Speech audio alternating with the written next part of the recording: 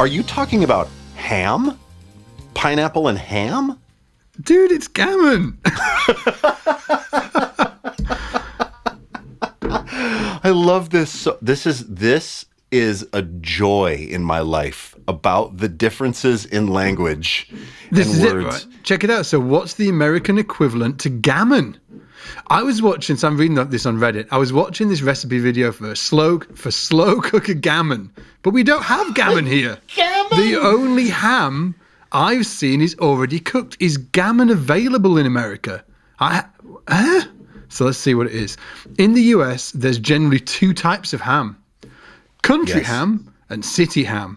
Country ham is... Are you learning something here? Country Yes, ham I is, am. Yeah, country ham is dry cured and heavily salted and smoked, mostly found in the South, but you can mail order them cooked or uncooked. Sure. City ham is what you find in most of the country. It is wet brined. Oh, I know what city ham is. Yes, got it. Okay. So Google research seems to indicate that it is becoming harder and harder to find uncooked city ham, which seems to be more or less what gammon is. You can buy an uncooked... So gammon is like thick. Ham. I was going to say it's like thick gammon. It's like thick So gammon. is it... Hold on. Is it a pork product? Does it come from a pig? It does come from a pig. And how, in your mind, is it different than ham? I just need to learn. I'm just a rube, dude. You're a rube, a noob, like a noob and a rube. ham for me is like really Yes. thin sliced wet stuff. That's like that would go on a sandwich. Yes. Okay. Yes. So that's ham. Although you can get a ham, can't you? Like, which is like is a pig's leg called a ham? I'm so sorry if there's any vegetarians or vegans listening. I'm so sorry that you're probably just like, this is the worst conversation to slip into. You're like, They what have are you already doing? tuned out. They have already tuned out. Yeah. Okay, just for context, Ian and his family were tutoring me and my family on PB&J for anybody that's not in the US. That is peanut butter and jelly sandwiches. Yes. Which, going a little deeper into it, is peanut butter and jam. So jelly in the US is jam. Truly. Yes. So we were all checking it out, and I was saying to Ian, I was like, yeah, it's kind of a bit weird because I thought I was going to really hate it, but I took a mouthful. I was like, not so bad. And I commented, good. It's kind of like pineapple and gammon. And Ian was like, what the fuck is gammon? What's gammon?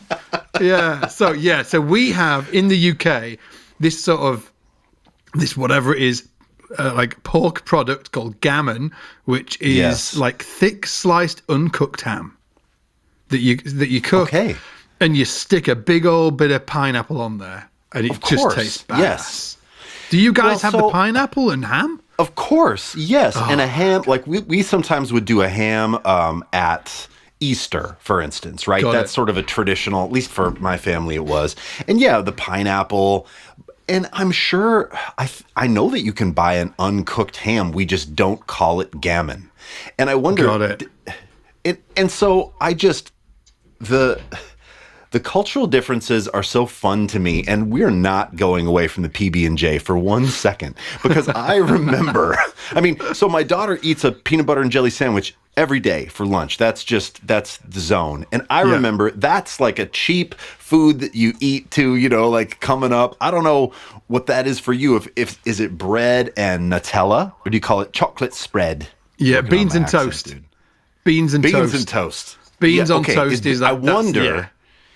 Yeah, if beans and toast is maybe the equivalent of the American PB&J.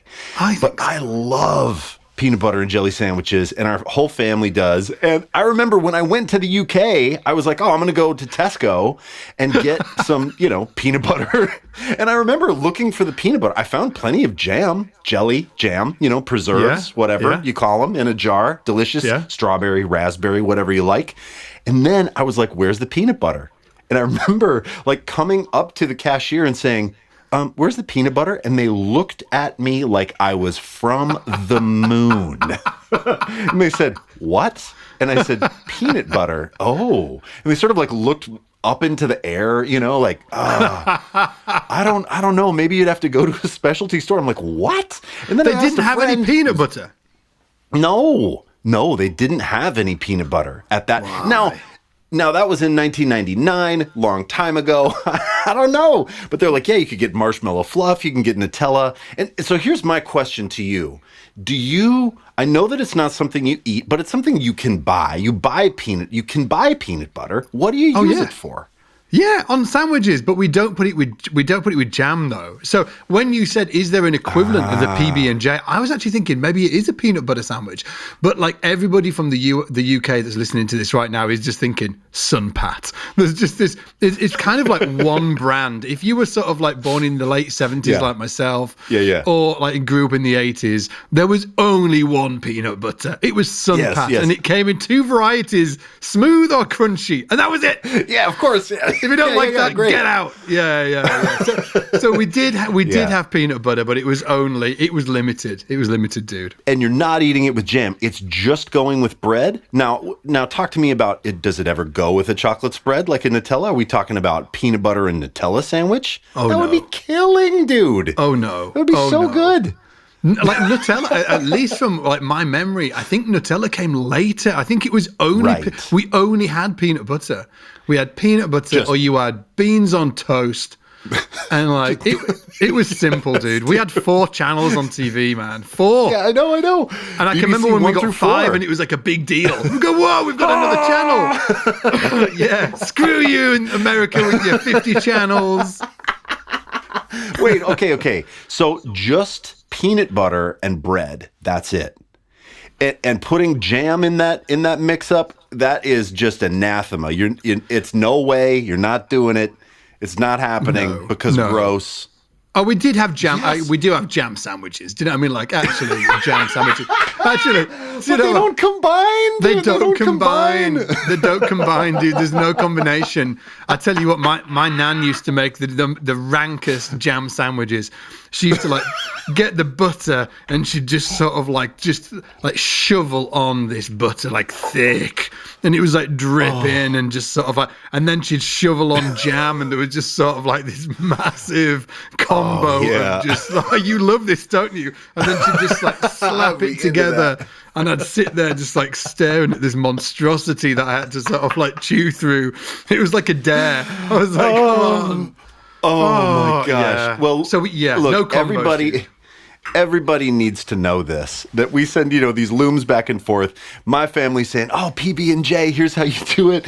And the Divine family, I mean, dude, Lisa, you caught Lisa making, doing the spread, like really nice on the bread. And, they're asking about ratios. And then we couldn't wait. We were all like waiting with bated breath around like, oh, this is going to blow their minds. It's going to be so good. And I'm like, we're all like in our phones, like, tell us what you think. We're so excited. And then I get this loom back and like, you and the kids were there.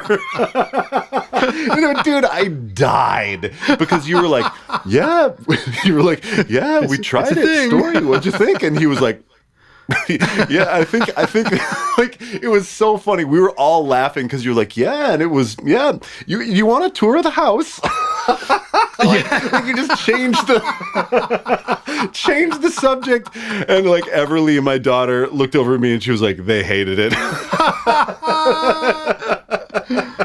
I didn't hate it. I was just weirded out by it. I was like, it was something I really thought I was going to be disgusting. I was like, oh, it tastes nice. Like, why are we not eating savory and sweet? Yeah, dude. Yeah, dude, man, it's weird, man. It's just weird. It's like I dig it, but it's weird, man. Isn't it strange how it just never made it over here? It is. Or maybe it's more strange how it made it here. I mean, I don't know. I don't know why it's a thing. It just was always like it's a kid food, It's like the thing that you give your kids when they start to eat, like sandwiches. Oh, PB&J, it's the thing. And then, a lot of people grow out of it. but I still happen to really like Maybe it just happened by accident one time, and they were like, actually, shit, this tastes good. Like a friend of mine, he used to go to let me just frame this by saying he was young. He was like in his early 20s. It was the first time away from home. And he was doing the whole sort of like, I went to uni and went wild thing. But he told me this story and it cracked me up, man. He said he went to this bar, and I'll say the name of it, Majestic. It's a bar called it's a big nightclub called the Majestic in Leeds. It's not here anymore, but it was kind of like like a lot of people that would have grown up through the 70s, 80s, and sort of partway through the 90s in Leeds will know that club. Like sticky carpets, you know the deal, right? And super sticky carpets. And he said he rocked up. He said he'd like barely ever had a drink before in his life, and he rocked up to the bar and he looked at the sign and it said lager, bitter, and lager, bitter, and cider. Like written on top of each other, and then it had like an arrow and it said £2. He was like, whoa, I didn't even know there was such a thing as lager bitter cider. Wow, £2. So he orders a pint of lager bitter cider. The barmaid like pulls this, she gives him it, and he's like drinking it. And it becomes like a thing. He tells his friends about it. Dude, this stuff's rocket fuel. You got to come down the Majestic. They serve pints of lager bitter cider, and it's amazing. So he's got like a little group of friends, and they're going to the Majestic for a few weeks, like on a Saturday night, and doing the whole thing. And then at some point, he's ordering a pint of lager bitter cider, and the barmaid's like, what? No. Like, do you want lager bitter or cider? And he was like, no, a pint of lager bitter cider. And she was like, what are you even talking about? And he was like, all in one. And she said, no, that's just a sign saying lager bitter or cider, £2. And he was like, oh. And he said it was the realization of it was funny, but what was even funnier is that he'd actually been getting served this stuff for like weeks. The bar staff had been like, okay, whatever. These guys, Oh, dude, that's great. That reminds me, I mean, the kid version of that in the States, it's called different things, different places, is a zombie. What's the other name for it? I'm just thinking of zombie right now. That's where, you come up to the soda fountain, right, of all the pop or soda, and you go, all of them, a graveyard. That's actually what we called it in Montana, was a graveyard, where you just do them all. That's like the adult bar equivalent, man, the lager bitter cider. I love it. It's not good. Apparently it tasted like crap. So it's not good. There was a thing on my wedding, my stag do actually, that was similar to that. It didn't end well. It was just, put them all in there, boys. Put them all in there. All the drinks. All of the shots. It was just like, this is a terrible idea. Terrible idea. Anyhow, what are we talking about? Jazz today? Are we talking? I pinged you over, and we thought it'd be cool to do this. What's the title again? Is it? It's why is jazz so scary, and why should you care, or why you should care? Yeah. It's a great. I think it's a great topic, because I think that many, like, you go on YouTube. Well, actually, if you go and sort of go on YouTube, watch a lot of lessons. Bass lessons. Inevitably, you're going to hear people start talking about jazz or jazz terms. And if you look at like guys like Anthony Jackson or James Jamerson, Carol Kay, Pino Palladino, like all of the greats in general have been through some kind of, and I say this loosely, jazz, I guess, not training, jazz. They've had a journey with jazz, right? And I think that's why, just to sort of, I guess, sort of like, why is jazz so scary and why should we care? First of all, why should we care? And I think that the big red flag for me is that, like pretty much every massively important bass player, Marcus Miller's another one, Victor Wooten's another one, all of them have had some kind of relationship with jazz in their progression as a musician. So I think that's initially sort of like why we should care about it. It's like, all of these amazing players did study in some way, shape or form jazz. So why is that important? Like, why did they do that? So, and I guess sort of like first to just sort of like throw it out there, what even is jazz? Like, I was making some notes about this, because somebody will be listening to this podcast and they will have a pre-proposed sort of like idea. They were like, oh yeah, that thing. Is it though? Is jazz really that thing that somebody's thinking about? Like, what is jazz? Like, if somebody comes up to you, Ian, and says, "What is jazz?" What would you say? That is such a man. I'm going to answer with an anecdote. When I started to play with Eric Hutchinson, he would say he would mention jazz, and I'd say, oh, and I remember kind of saying, I've never felt it here in my heart, but I have felt it here in my head. Like, I understand academically, I think it's really important, but I have never really gotten in touch with it in my heart and soul. Like, it's never moved me like hip hop or rock and then he would say, I'm trying to think of just a good artist. He would then casually mention an artist that I didn't think that in my mind, in my preconceived notions wasn't jazz. He'd say, oh man, like Marcus Miller or something. And I'd say, oh, I love Marcus Miller. He's like, well, then you like jazz. And I'm like, well, hold on a minute, So I have definitely had some preconceived notions. I don't know what it is, but when I hear the word, I think tradition. I guess I think upright. I think swing rhythms. I think walking. I'm certainly not thinking about 55 bar, baked potato, effects, Mike Stern. I'm not thinking that first, right? I'm thinking like that's actually sounds a little more rockabilly, but I'm thinking like big band era. I think that's the first thing that comes to mind is like Count Basie and Duke Ellington and of course that stuff is jazz, but it has expanded to include so many things. But I think fundamentally for me, I don't think about improvisation first. I think about the swing rhythm. And that's just my own bias. I think jazz, when I hear it, I'm like, oh, it needs to swing. But of course that's not necessarily true, right? I'm curious how you would define it. I guess if I were to think about it and amend it, I would say maybe jazz is improvisation, which can, right, and incorporate many more rhythms, styles. It doesn't, of course, have to be a swing rhythm, but this is me just sort of talking out of my ass. Dude, you're not. I think. How do you feel? How do you feel? What is jazz to you? It's I guess sort of like I really can't give a great answer. I'll just sort of like I'll just knock it about a little bit. So in terms of what you were thinking about, yes, I think for me, like number one, but I'm not saying that this is jazz. I'm just saying for me, it's where my mind goes first. Number one is like improvisation, and that's a wide kind of like space there, Well, does that mean blues improvisation is jazz? No. But I think that for me personally, like the essence of jazz is based around improvisation within an ensemble, meaning that there are large sections of the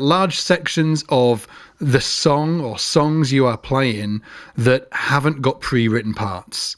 Mm-hmm. And sometimes that's done, so the person actually playing the piece has got the ability to improvise and and compose, but on the spot. So it's sort of like to do with sort of like it's composition, but on the spot. So improvisation for me is sort of like the first thing. That's the first place that my mind goes.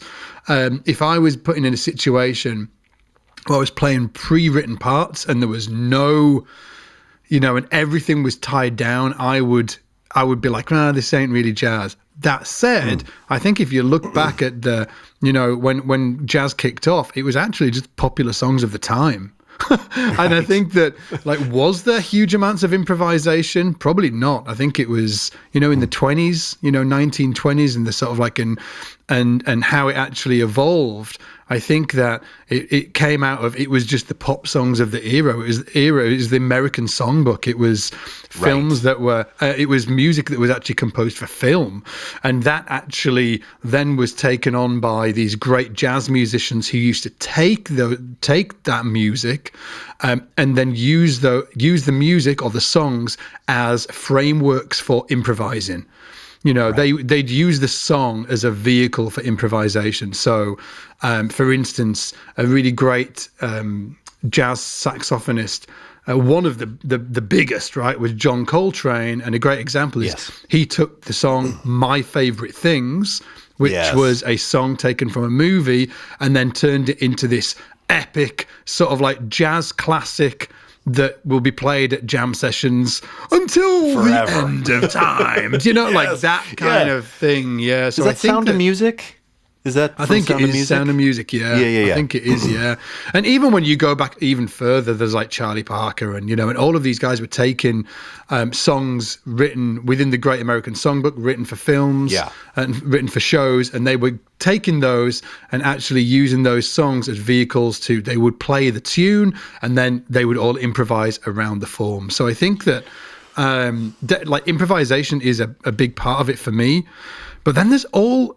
Like if somebody was like, "Oh, take Prince, right?" And somebody was like, "Okay, like what's Prince all about?" And I would say, spoonful of funk, spoonful of like R&B, spoonful of jazz. Like there's a big jazz, but why? Like what? And for me, it'd be like, well, harmonically, he's doing things that are very aligned with jazz. He's using certain chord progressions. He's just he's clever with how the chord moves, his compositions. Like there is a big chunk of jazz in there. So I think that it is kind of, for me, born in that improvisation world or space, but there's also all of these other aspects to it as well. Yes. And you just mentioned something that because I was going to ask you this question. So if it's improv based, why isn't the jam band scene considered jazz? Why is Fish, or maybe even the Grateful Dead, or maybe even Wolfpack, or why are they not considered jazz? They're sort of in their own lane, right? In maybe a jam band lane. And I wonder if it has to do maybe with chord quality. It's the chord progressions, yeah. I think it's the chord progressions. I think there's obviously grey area here for sure, because you get sort of like Wayne Krantz, who's doing these epic... So Wayne Krantz, if anybody doesn't know, he's an amazing guitar player based out of New York. And he does these amazing kind of jams, and it'll be an open jam on E, for instance. But what he plays on top of that is very... I guess sort of like advanced harmonically. So he's playing advanced harmonic stuff on top of this kind of like open space. Whereas the jam band scene harmonically isn't as, I guess, sophisticated. I use that word tentatively because I don't want it to feel like it's some sort of like, sort of like I'm throwing shade at jam bands. I think they're really good, but I think that when the harmony starts to become more exploratory, use of chromatics, use of more advanced harmonic devices, that's when it starts eking into this, this is actually jazz. Yeah. I think that's maybe the differentiator. Again, I'm not sure. I'm kind of just sort of like winging it here. But I think for me, if somebody was to ask me, like you are now, like, what's the difference? It would probably be to do with harmony. It's to do with harmony, yeah. Yeah, and I don't think that's any shade at all. I mean, I think it's about what you love, right? And it's about what you've spent time doing. And if you love more simple diatonic harmony and you grew up listening to that, and you don't have the desire to maybe really get into more complex triad pairs or, harmonic, melodic, minor, these types of things, you're maybe going to stay in a harmonic zone that will sound more like rock and roll, sound more like funk, sound more like jam band. But if you've had teachers, or if you've had the desire, or you've had a certain kind of listening and then the discipline to focus on those more complicated harmonic structures, and you've done that work, wow, well then that puts you in this different zone where you hear those things and you are leaning closer and closer to jazz, right? Big time. I think, yeah. I mean, and I think the people that have put the time in to ascertain that knowledge, I think it's really remarkable. That said, I don't always feel it, like I mentioned before, in my heart. I feel it in my head when I was teaching at a college and I was, there was a jazz program that I was having to help out with. I was like, okay, I bought that Omni book, started to study Parker, started to really dive into walking bass lines. and try to get some bebop language under my belt. And it was really exciting to me here in I'm pointing at my head. If anybody's just listening to the podcast, it was exciting to my brain. But if I'm honest, and it's kind of hard to admit because, right, you're supposed to, like, as a musician who's endeavoring to be great on the instrument, jazz is sort of seen as this, well, you're climbing the mountain and you're going to summit and it's going to be jazz, and I had never felt it in my heart. Yeah. And I think that's probably then why, listening to jazz, like the classics, listening to Miles, listening to John Coltrane, always felt to me more like work or like a study, like an academic discipline, than it did enjoyment. And I think for me, listening to music is just always been about enjoyment and heart and feeling. So that when it was more difficult to listen, I wasn't drawn to that nearly as much. That said, I never really had a teacher that was like, that poured that passion into me. And that's something that I wish I'd had, honestly, is someone to like, no, check this out. Because I think that, listening is so much about who your friends, who you're hanging out with, right? Or who your teacher is to say, no, check this out. So I never felt it in my heart, but it seems like you have felt it in your heart. Yeah. Am I right about that? Yeah, but not in the way that you might think. I think that, I guess sort of like my perception of jazz is maybe like it's super wide. So, for instance, I've studied that same stuff when you were talking about studying jazz in school or the uni that you were at, teaching at. That was very much sort of like, I get it, like Oscar Peterson, Ray Brown, like, the that classics. the classics, right? And their playing standards. If anybody's wondering what I'm talking about, it's just sort of like upright bass playing jazz standards. And that is a part of jazz. It's like, it's not jazz. It's just sort of like it's a thing that exists within jazz. It's a style that exists within jazz. But for me, my entry point into jazz was not that. Like I can remember listening to that thinking, I'm not sure I'm into this. And like everybody told me I should be into it. Hey, respect the tradition, learn what the masters did. I'm like, Yes. And then I can remember it feeling just like work, like you said. So it definitely felt like work for me. Where I found out about jazz, like where I first heard jazz was Alan Holdsworth. Because I was a guitar player, right? Yeah. So I really liked like Steve Vai and Joe Satriani when I was a kid. I still like them now, actually. Obviously, they're killing. And I can remember hearing like Alan Holdsworth and being like, oh, like that is bonkers. And listening to the bass and like this is. So if anybody's not heard Alan Holdsworth before, it's nothing like Oscar Peterson and Ray Brown. It's like, it is like guitar with distortion and this just amazing Gary Husband on drums. And it was just like that for me is kind of, and it was sort of like out and out improvisation. That was my kind of entry point to jazz. And that really excited me. So, and again, that led me to, then it was like Weather Report. And I was like, whoa, like this is pretty cool. It sounded still a little old school. I wasn't sort of like fully bought in because I was like, but where's the distorted guitar? But anyway, you know what I mean? Like, where is the wah-wah pedal? But anyway, so found Jaco Pastorius, found Weather Report, went on to find Brand X, which was like the UK's version of Weather Report, had Phil Collins on drums. Like, he was killing, right? So I got into fusion first, jazz fusion, which is completely different to, I guess, sort of like traditional, like standards playing jazz. But then after I found jazz fusion and started checking out all of that stuff, transcribing it all, finding out about all of these bass players that kind of led me through to, man, like Gary Willis, Tribal Tech. Like it was all very fusion based. And then after learning about all of that, I then started, well, two things happened. I went back and started studying all of the things that you were talking about, jazz standards, learning those, and I guess learning more about the heritage of jazz, or at least sort of like being able to play in solo around jazz standards and stuff like that, which all of the guys, or Jaco Pastorius, Gary Willis, Victor Woon, like all of these fusion guys can do that. They all studied that stuff. That's Michael League. Do you know what I mean? Like he was, I think we've had the conversation about Mike before when he was in Leeds. Mike was playing around Leeds when I was here, and I can remember him getting here, and I was like, oh, what's this new Mike guy like? Is he a decent bass player? And my friend was like, yeah, he's great, man. And he knows all of the jazz standards. He was like, this dude just knows them all. He doesn't need any real book. He knows them all. And I was like, wow, serious. So I think that there is like definitely a huge benefit of learning those things, but it may feel like work. I would love to have that conversation with Mike. I know, for instance, when he did his final project at Texas State, his final project was he did this big thing on the Headhunters.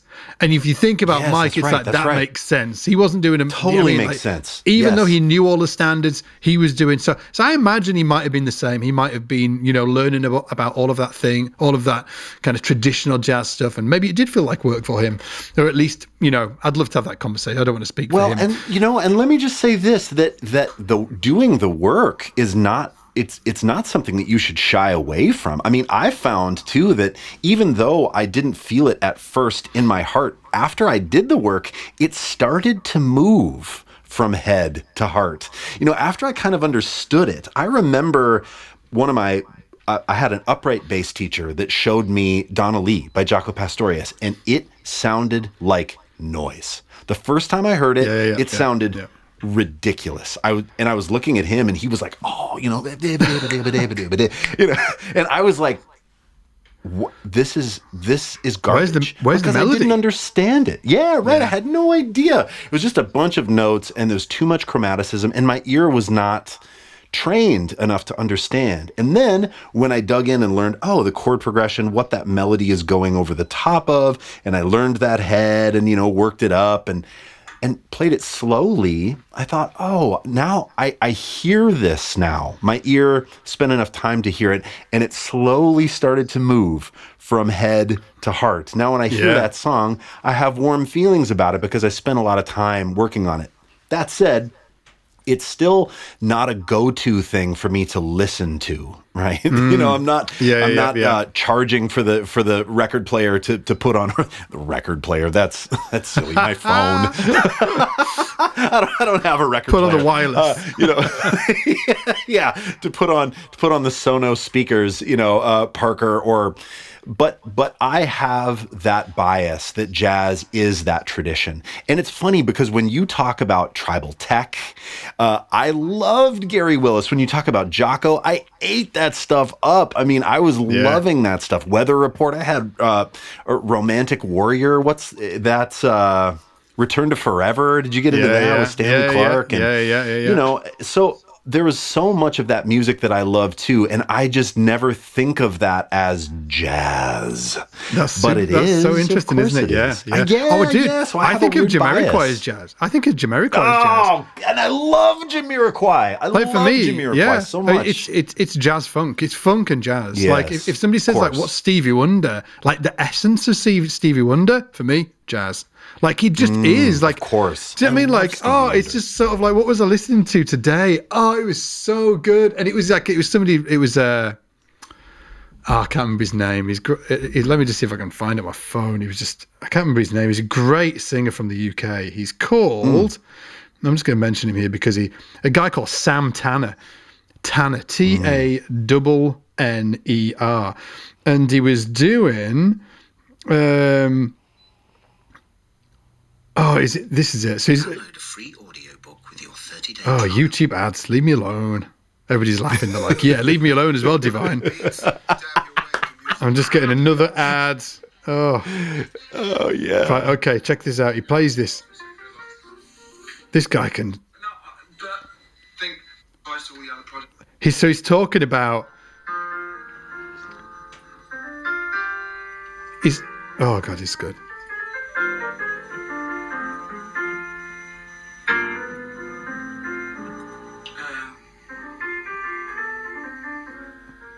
Like this is jazz, right?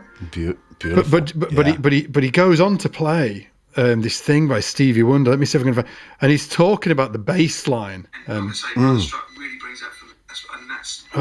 it's not on this track. Oh, maybe it is. Here we go. Oh yeah. Just check this out. So this is, well, like, just for context as well, he's actually talking about how to play key bass while he's singing. Oh, cool. But check this out. Getting out of the way, you know. Do I do?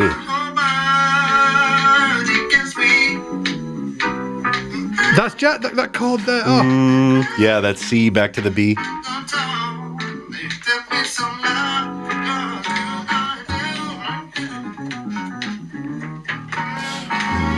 I love this song. Like he's just like, Divine, this is jazz? This is jazz to you? Yeah. Listen in. This chord now. Yes. It's just sort of like dripping with jazz. It's dripping. It wouldn't exist if it wasn't for it. I guess that's where I'm biased. I'm like, no. I'm like, this music would not exist if it wasn't for jazz. There's a big dollop of jazz on there.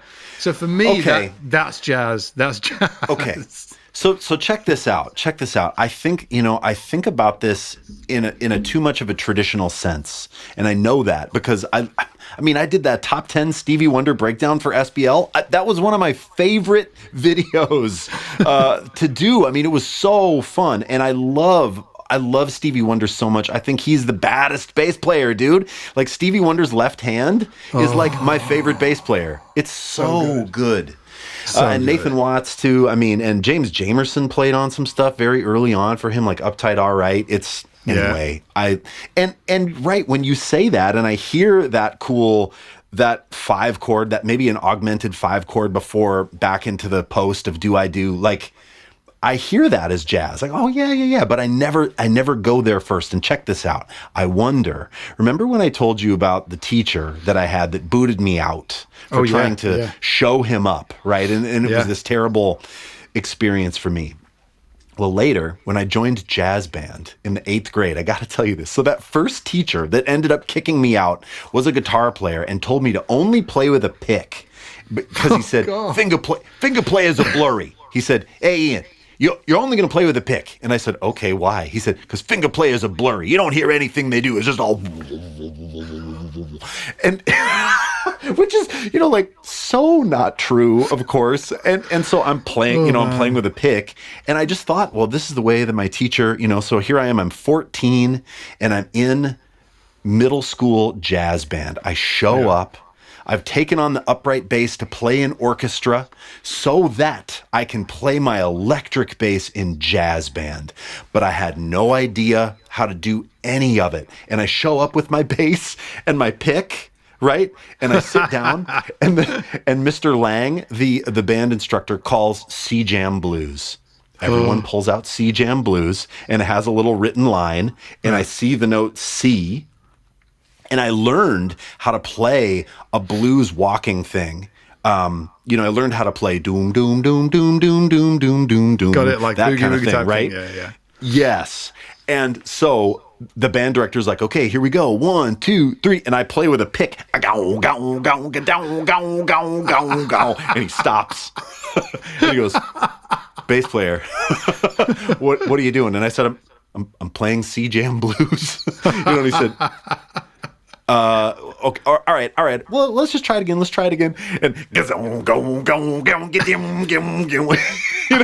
and he was like, hold on, what are you doing? And he said, how are you getting that sound? And I held up the pick, dude. I held up the pick.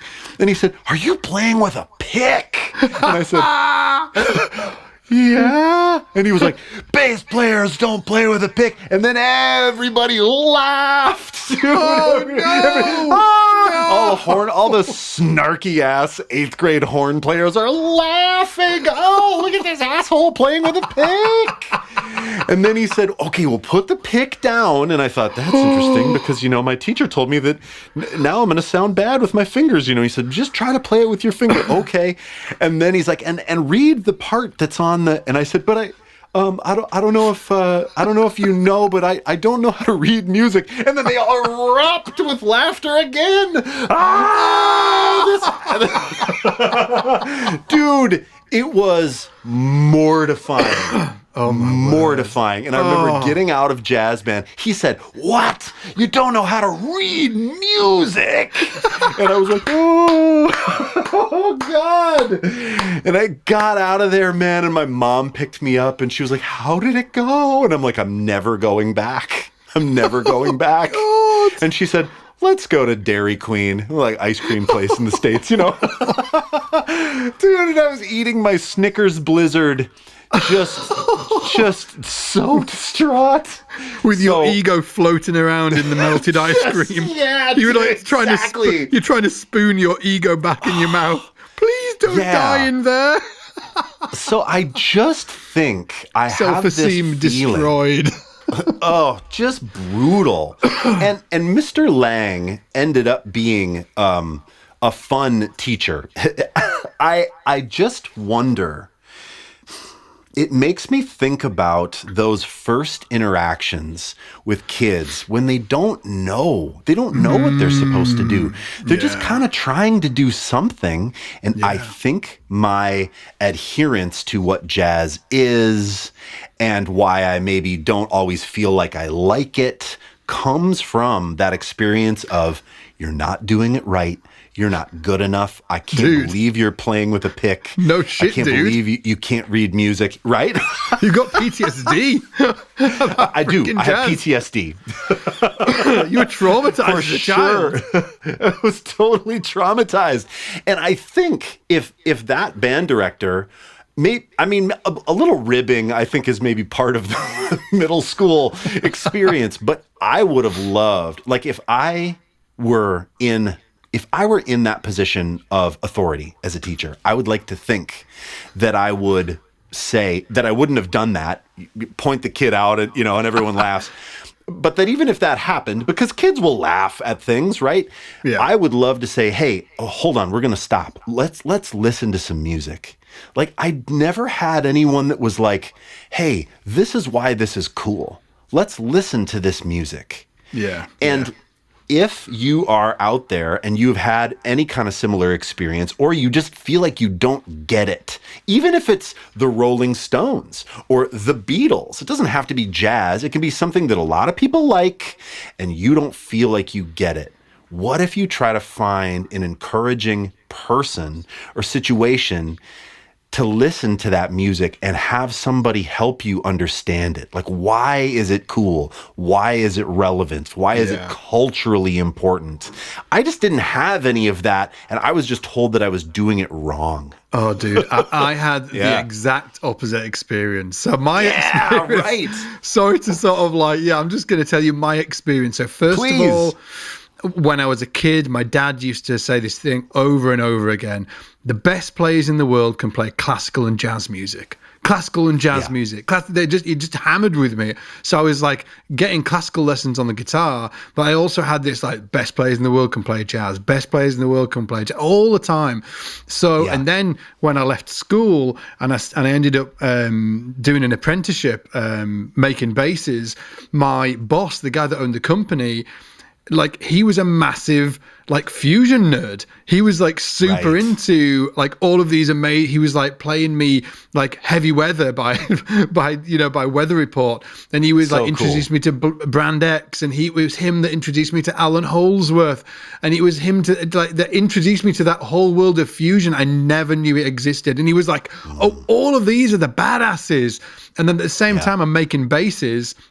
And the people that I'm making basses for primarily are playing in the West End, which is like the UK's version of Broadway. And all of those West End guys are all super into fusion. They're super into like jazz fusion, like Jaco Pastorius, like that whole thing, right? So they're coming into the shop and they're shredding the jazz tunes. And I'm like, so it couldn't be different. So that's why I guess that I really like jazz, because it was such a positive thing for me to learn about when I was a kid, and I definitely Never went through like others. Well, we've talked about my negative experiences or my sort of like, damaging experiences in terms of like auditions and stuff, which actually did involve like jazz. They were like, hey, do you know a jazz standard? I didn't know any. Here's the funny thing. I was like a massive jazz fusion fan, but when I was put on the spot and somebody said, hey, can you play a jazz standard? I just felt a bit. So I'd never gone back and learned any of that stuff that really facilitated what Alan Holdsworth was doing, what Jaco Pastorius was doing. What I didn't go back, which is to your point, you kind of have to go back and listen and learn all of that stuff, like the jazz standards, like how to play walking bass lines, because that knowledge facilitates playing all of the cool stuff that you might like. So when you're listening to, I don't know, like bands like Jamiroquai, or specifically the compositions of how they compose, there's a lot of jazz in there, and all of that really comes from the past, right? So I think that, all that to say that I just had a wildly different sort of like journey, I guess, with jazz, and I think that, bonkers, man. I bet your music teacher didn't do a great job there. I mean, it just what happened is it just put it in my mind that it was an elite thing, that you need to, that I'm a dummy, and that, these other people are not dummies. And in a way, I think sometimes that structure, that like, well, you have to work really hard to get here. Of course, you have to work really hard to do anything that's difficult. But I think it's so like jazz in academia is so kind of ivory tower, right? I have some friends that talk about, man, we shouldn't be talking about, the jazz scales like melodic and harmonic minor. We should just be talking about sounds and how intervals sound, and like from a very young age, so that it's not like, you do this, and then if you pass that, you get to this, and if you pass that. But I see both sides. I understand that sometimes people want that kind of trajectory of like, this is easy, this is hard, you have to work to hard. But I think for me, it always felt like I was kind of the dummy that didn't get it. And kind of got laughed at for it, you know? And that hardened me. It made me actually not want to get it. It made me want to go, well, you know what? Screw that. I'm going to do this other thing, and Of course, he did a really bad sales job on you. And just to sort of like, for context, I believe that most things in life are sales, right? For instance, if I want Lisa to go and help me with something, or wanted to go do something, or hey, we should go here at the weekend, I need to sell her on it. I need to actually make. I can't be the. Do you want to go to this place at the weekend? It's probably going to be crap, but let's go. I need to be enthusiastic about it. Like I'm actually selling her on the idea, and then she'll be like, yeah, I will do that. And I think that is in every part of your life. You should be, it's a sales job. In a way, it's sort of like trying to get people to buy in on things. So when I'm talking to students about why they should give a crap about jazz, specifically to do with their bass playing, I know that it is a sales job.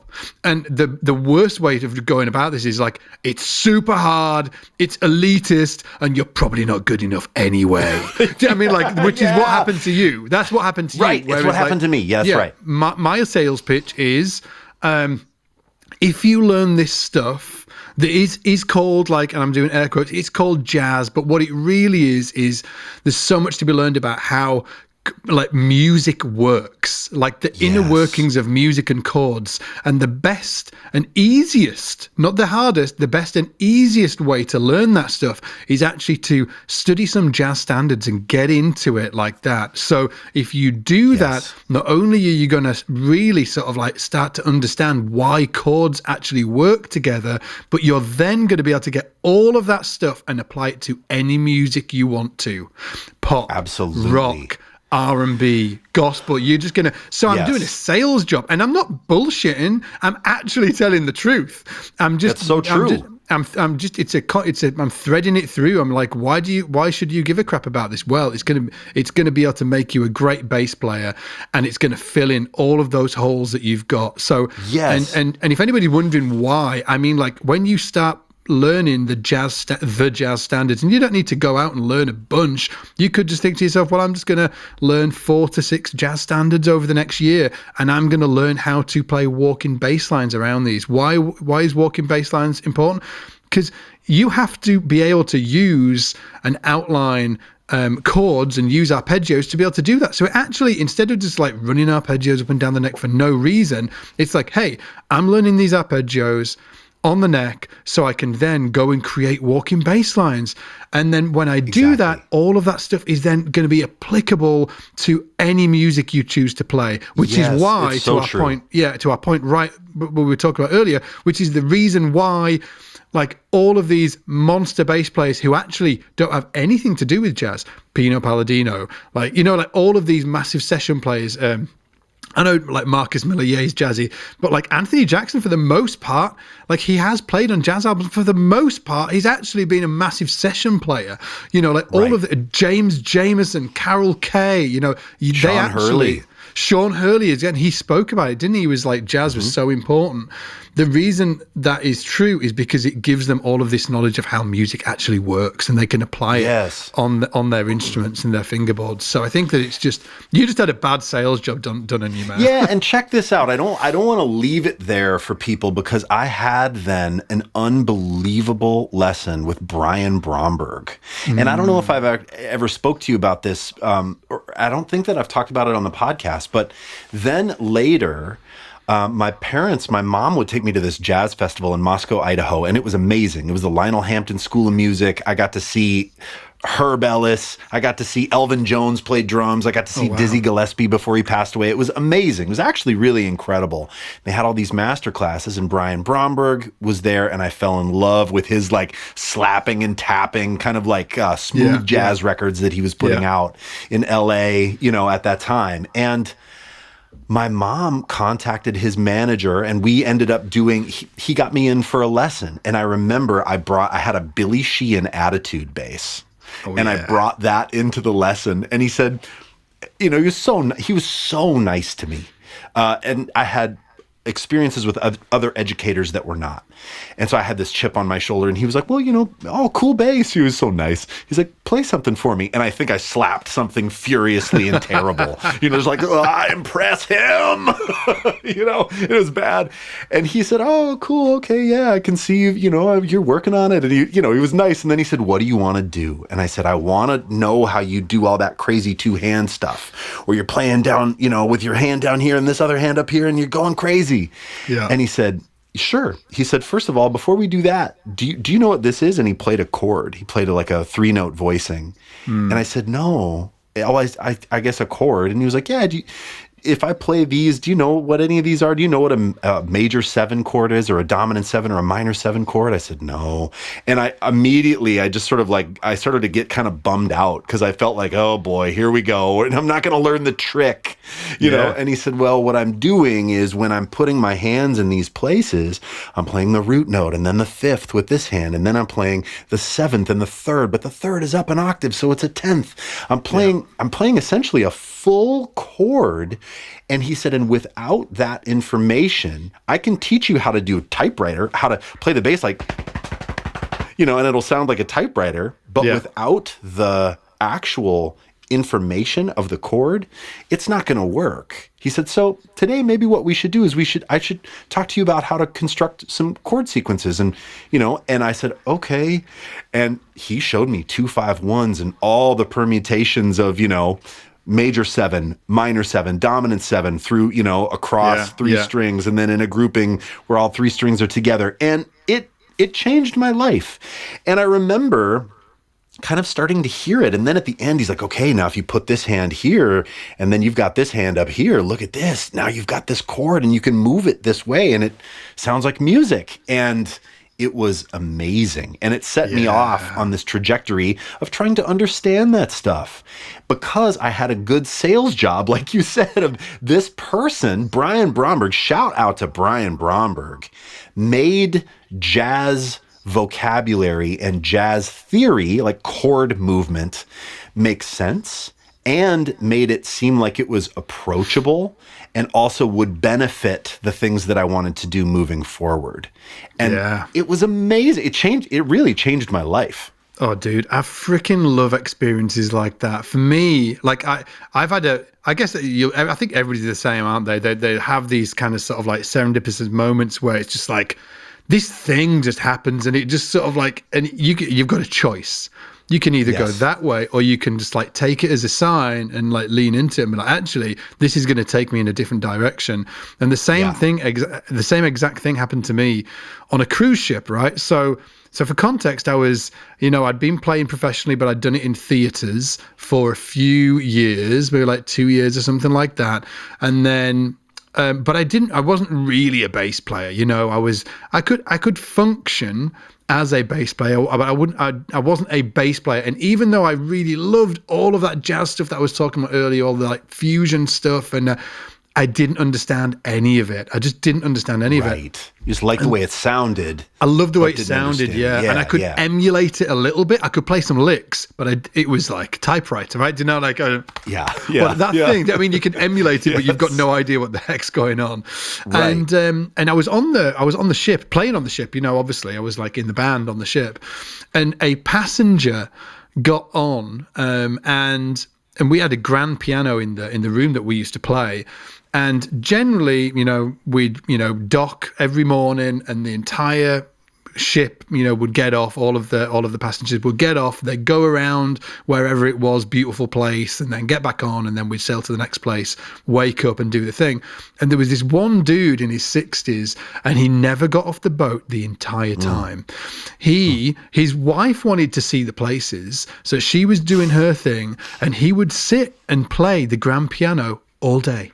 On his holiday, all day.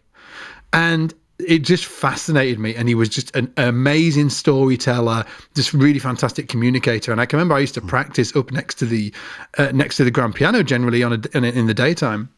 I got talking to him, obviously, because he was there every day. Yeah. And he was like, oh, show me some stuff that you're doing. And he was actually a teacher. I can't remember what school he was at, but he was a music teacher based out of New York. Cool. Like a university music teacher. Like, I'm not sure if it was like I'm not sure, but it was like, he was obviously shit hot, and he was just like, and he just sort of like changed my life. He was like, you should, it's really important. Like, I get you, you're doing a great job of what you're doing, but really what you really need to know is how all of these chords work together. And he didn't sit me down on the piano and show me.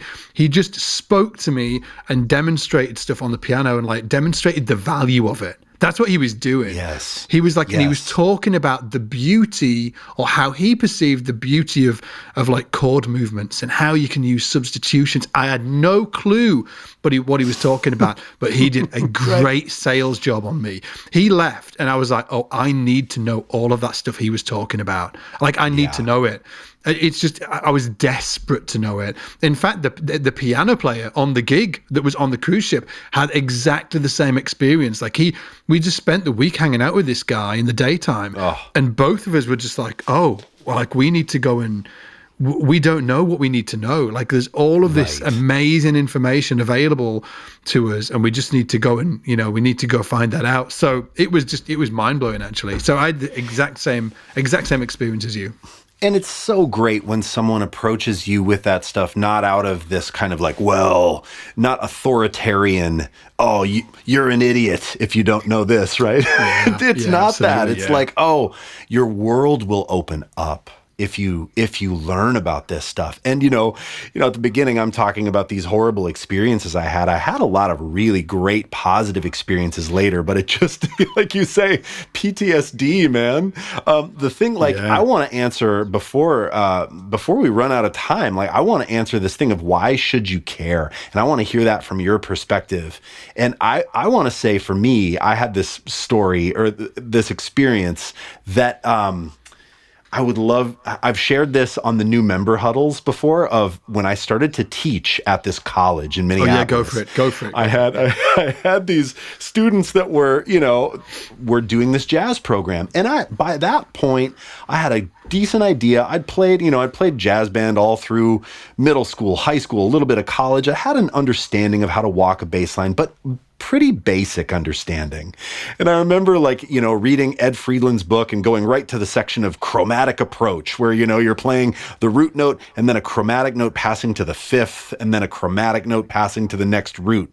And it sounds pretty obtuse and angular. And I remember, well, this seems like sort of an academic, collegiate kind of out sound way to walk. Like, this is cool. And so that's what I was showing my students. And I'll never forget, man, Pete Shue, killer piano player, great jazz piano player, was like, what are you showing? All my bass players come in and they're playing nonsense. And I said, what? What do you mean, man? I'm showing them the chromatic approach. And he's like, he looked at me and he goes, dude, he got like in my face and he went, dude, chord tones. I was like, okay. And he was like, 1, 3, 5, then maybe a passing tone. 1, 3, 5, 7. Okay, but not this stuff that you've been, and I was like, oh, and it really, then I was like, oh, I need to really get my head around that. I need to walk through standards, use them as an exercise to play each chord quality, the root, the third, the fifth, the seventh, then maybe the root, the third, the fifth, then a passing tone to the next chord. And to really understand that and see what all, if you see A minor 7, what does that mean? Right? I mean, and we have, just, to hype it a little, we have some really great resources at SBL. If you need to get that together, oh man, Scott and I talk about this every Monday, man. That harmonic layering course that you did is super dope. And it will explain all of that stuff. What I saw, my sales pitch to anybody listening, if you're like, man, I don't know what that is and I need to get that under my fingers. What happened for me kind of embarrassingly late in life. I mean, I was probably 26, but I had been, quote unquote, playing jazz for a long time before that in gigs, but I never really understood it. And once I could really navigate those chord qualities, like you say, Scott, it showed up in everything. Then when someone was like, oh, can you write a bass line for this song? And it wasn't jazz. I could still use that same information and just put it in a different context. Instead of I'm going boom doom doom doom doom goom goom goom goom goom goom goom. Right? Like maybe, but it's still the same information. It's still the same harmonic information. So for me, it unlocked everything. Learning about jazz chord qualities and progressions helped unlock everything in the music that I actually really felt in my heart. Like rock music and funk and R&B and and hip hop music. So it was hugely important. I just had this sort of barrier to entry because I had some PTSD from the elites in the beginning. Yeah, absolutely. No, you're absolutely bang on. I think that for me, it's like, if anybody's wondering why they should learn jazz, it's 2 real specific reasons. Number one is exactly what Ian's saying here, that it's going to give you, you're actually going to learn how to apply arpeggios, which are chords basically played one note at a time, right? That's all an arpeggio is. It's just the chord, right? So you're going to actually learn to use those in a really systematic way, but it's a framework. Framework's the wrong. It's a walking bass is something that you can either do or can't. Which I think is really great in learning, because it's not. I could sort of like throw mud on a wall and say that's art, and right. I don't know, like some people might be like, yeah, it is. And some people might be like, bullshit, it's not. But it's my decision. It's actually not my decision whether I'm playing a good walking bass line. It's either good or bad. It's black or white. It's just so. And that, as a learner, that's really great because it gives you a really clear goal, I think.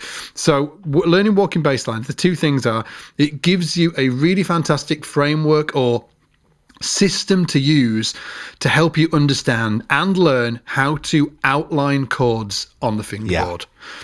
So it teaches you how to do that. So I couldn't give 2 craps whether you want to play jazz or not. What I'm saying is, you need, as a bass player, you need to be able to outline the chords on your instrument. The fastest and most effective way of learning how to do that is by learning how to play walking bass lines. And just to frame it even a little bit, dig into that a little bit further, my belief is that a bass player who can't outline the simple chords on their fretboard is like a guitar player who can't play chords. Your choice whether you want to be that guy or not, or girl, right? You right. know what I mean? Your choice. Seriously, it's so true. Yeah, like as a bass player, our job is to be able to outline the chords on the fingerboard. That's how to be an effective bass player. Yeah, we want to make it groove. Yeah, we want to do all of that stuff. But, we should be able to have the tools on our fingerboard to outline the harmony and the chords as it goes by. So if you can't do that, you are like a guitar player who can't play chords, or like a piano player who can't play chords, i.e. not too cool. And again, not good. And the most effective way of learning how to do that is to learn how to play walking bass lines. And what should you learn to play walking bass lines on? Jazz standards. Like, it's just because it's almost like they were written to help us learn how to understand that stuff. It's so true. Yeah, it's so true. They're perfect. These perfect chord sequences. Like, I wish I could be like, hey, just learn some Coldplay, man, and like learn how to do walking bass lines around a Coldplay chord sequence. But it's not going to be as effective as a learning tool. Hey, just go learn walking bass lines around this Jamiroquai track or this Steve. It's not going to be as effective. Like, it's just really those chord sequences is perfect for learning this stuff. And then the second thing that you're going to learn by learning jazz and going back and learning walking bass lines and all of that good stuff, learning jazz standards, is that you're going to get a really you're going to learn how chord sequences work. So when you hear people say, oh, it's a 2-5-1, or it's a 1-6-2-5, or it's a 1-4-3-6-2-5, if they sound like phone numbers for you, okay, no harm, no foul. It did to me as well. I can remember I was in my early 20s when I started learning about that stuff. But to really understand how music works, once you get that knowledge down, once you know what a 2-5-1 is and how key centers work, it will open up just this world of possibilities for you that it's going to be like, so it's like you'll be in a dark room and somebody to switch the light on and you'd be like, holy shit balls, I actually understand it all now. So and how do you learn about that stuff? Unfortunately, or fortunately, the best way to learn about that stuff is to learn walking bass lines and learn some jazz standards and start learning about, it's the quickest way to do it. It's the easiest way to do it. Like, I don't even know how you would do it if you didn't study them. So if I listen to the Beatles, right, and it is instantly apparent that those guys, that Paul and John sat and played standards with their grandparents or whatever it was, their use of dominant chords in their composition, there is no way that they came up with that stuff if they didn't have any background of just playing jazz standards in their past. It's so critical. It's so critical. Anyway, sales pitch over. No, it's so right. And I think that it's just about having an experience that doesn't make you feel like you're an idiot. Or at least that's what it was for me. It's about having an experience that makes you feel like you can do it, and that makes you feel like, oh, this is actually for you too, And I mean, I think SBL is that place, to be honest. I mean, when I saw you teaching on, not to brown nose you too hard here, but when I saw you teaching on YouTube in the beginning, I was like, oh, this dude feel like I want to hang out with Scott. I want to learn jazz from this guy because it feels warm and it feels inviting, versus there are other educators out there that I feel like, wow, what do I need to do to get in your good graces? What do I need to say? What's the key that is going to unlock the warmth to you? And I did not feel that with you. I felt like it was just like oozing out of you, this invitation to come study, this invitation that, oh, this is not an elitist language. It can be difficult. It may require hard work, but it is not for these people and not for these people. And I think that in education, right? I think that in education, there are people that kind of set up a framework that way. Like, oh, if you really want to be in the know, if you really want to have this and all these other, rock musicians, but it is for everyone. It's just a language. Music, it's for the people. Jazz, it's for the people, right? For the people, it's for all of us. And it's about how you get invited in. And I feel like you've done a really good job. And it makes me want to know more about it as a result. Well, man, I think that there's just sort of like taking it back to, and then we'll call it. We're going to do another podcast today, aren't we? We are. I think that I think it's just there's different approaches to selling. I guess my approach is, and I'm not saying it's best, but I think it's best. But my approach is to make it feel like it's available to everybody, and it's not going to be as hard as you think. And sure, I'd make people feel really enthusiastic about it and draw them in that way, and it's, I think that it's Victor Wooten that said, like, things are easier if you think they are going to be easy. Things are much harder if you think it's going to be harder. So I think that my sales approach is, my sales approach is all of the things that I stated. I think that on the other side, and I think that unfortunately, there are music schools that I've heard of that have this kind of like vibe going on, and obviously individuals that teach this way as well. But and their sales picture is like, you're a piece of shit until you actually understand this stuff. Yeah. And not only that, I'm not even sure that you're worthy of it. Like, are you really? No. Like, I've heard some awful stories. I really have. Like, I'm not going to mention the school. But it was like, it was actually heartbreaking to hear sort of like how elitist and kind of just closed off they'd made it feel for people to actually want to get into this thing. I was like, what? Like, where did that come off the rails? Yeah. So freaking weird. I mean, I wonder if it's business, right? I wonder if it's around like, let's make this thing feel scarce. Let's make this thing feel special. Let's make this thing feel elite so that, if you decide to do it, you're one of us now. But it really, that way of thinking certainly did me a disservice in the beginning. I think that it's maybe like, I don't know if it probably does exist in the classical world, right? But in the jazz world, I think it's maybe a cultural thing that came from, like, if you think there's like these famous stories of like kids going to jam sessions, and it was like, getting vibed out. Getting like, it's horrendous. I mean, they got on stage and people freaking throw cymbals at them, and like, it is like, it's like you're going to war. Like, do not get on this freaking stage. If you haven't got the chops to keep up, if you don't know enough standards, just like, what are you even doing here? Like, don't waste my time. Like, and I think that actually exists culturally, or hasn't done in the past. And I'm sure that there are elements of that exist now. And if you think about the sort of like the time, the space and time that we're thinking about, right? That probably was really. It definitely existed in the 40s. It definitely existed in the 60s. I mean, 50s. Definitely in the 60s, right? So, well, if you are sort of like 60 years old now, like, like, we're only a few generations out. It's not like we're talking about hundreds of years ago. We're talking about just a couple of generations ago. So for people that are still teaching, like, they actually might have like been through that experience themselves, and maybe it really helped them. Maybe they were the type of, because some people actually dig that thing, right? They dig the sort of like getting a bit of a kick in. Yes, but you thrive all on that to say that, like, but it's not my approach. There's different approaches. I think it's I'm a hugger, man. Like, I'm a hugger. Like, what do you expect, dude?